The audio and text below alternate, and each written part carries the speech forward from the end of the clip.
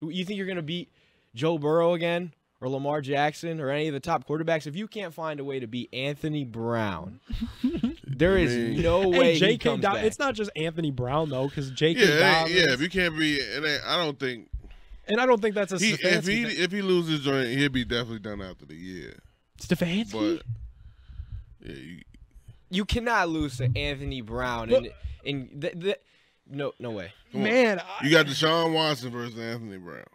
That's fair. You have to win. You got your whole team now. Yeah. And you can't be the third string. No Patrick Queen on defense. Yeah, some guy that I've never heard of, Anthony Brown. I hear what you guys are saying, but I do think for just the sake of synergy, for once, and I'm so skeptical on Kevin Stefanski. You guys both know this.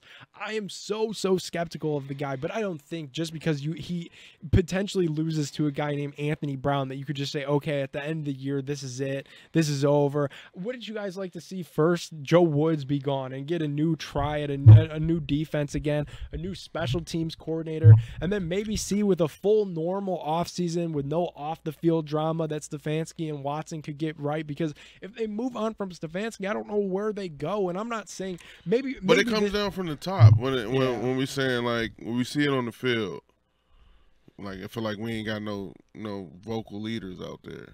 We ain't got a vocal head coach. You think you're going to hire a vocal coordinator? No. Joe Woods is not vocal. No. Nobody out there is vocal. You know what I mean? So, I'll rephrase.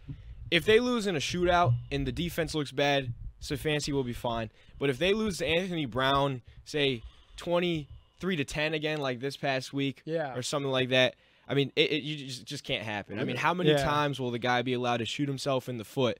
I tweeted this earlier today. I mean, the Haslams went all in on a $230 million quarterback with a ton of baggage and hadn't played in 700-plus days. And the window is now. And if your head coach can't beat Anthony Brown, who has an all-time record of 24-22, they won't be afraid to pull the plug and try anything until it works. Because, again, Myles Garrett's going to be in his 7th year soon. You know, Nick Chubb is on the back half. You got to figure it out now. I'm with you guys. I do think they have to figure it out, and I think you get put in a very uncomfortable spot if it is kind of like what you just said. One of those games where it looks like the first drive they're moving so efficiently, and then the offense just goes away for like quarters at a time. It's like they can't move the ball. They're punting. They're committing penalties and penalties and penalties. They're so undisciplined and so unprepared on a weekly basis. Again, another Brown season with this analytics, whatever you want to call it. I thought that's supposed to give the Browns the edge in these ball games. Instead, again, they're a top 5 penalized team in the league. And people talk about all the analytics BS. At the end of the day, the players got to go out there and fucking play. You know what I mean? Fact. So the analytics shit only goes so far. It's true. It just seems like every mistake is just so bad. Like the 4th down play call. Like I like the play call, but like, you cannot pull your $230 million quarterback off the field to throw for it on 4th and 1 and have your backup quarterback overthrow a touchdown. Hey, I'm with you on that because that people can't happen. People were like, hey, people online that like are defending Stefanski to the bitter end, and then there's those people that just don't want change.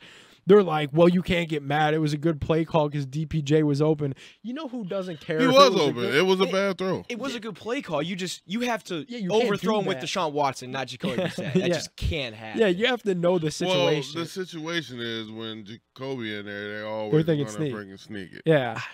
So they were trying to catch him by surprise. Yeah, I mean, it was. Hey, you know who doesn't care about that? Goes any of this down stuff? as like a trick play type shit. For sure, but you know who doesn't care about that? Jimmy Haslam. Because he started off the game when it could have been 7-0, could have been 3-0 had they just took the points. Instead, it's 0-0. You're playing from behind. You're trying to make up to catch those points all damn game long. And forget about that one play that Jimmy Haslam doesn't care about. What he cares about is you walked out of Cincinnati with a big, fat L, and that your record right now says that you're 5-8 and you're not in the playoffs after he spent a ton of cash on Denzel Ward, on Myles Garrett, on Nick Chubb, on Batonio, on Teller, on Jack Conklin. I sound like I'm doing the damn reindeers of Rudolph, all the money that Andrew Berry and Jimmy Haslam are spending, and the record still says 5-8. I can only imagine what was going through Jimmy Haslam's head when he watched his head coach pull his Lamborghini, $230 million, highest paid quarterback, biggest investment in probably in the history of their franchise, out of the game on 4th and 1, just to see the backup quarterback miss a wide open touchdown. I can only imagine what was going through the Haslam's head. It couldn't have been anything good.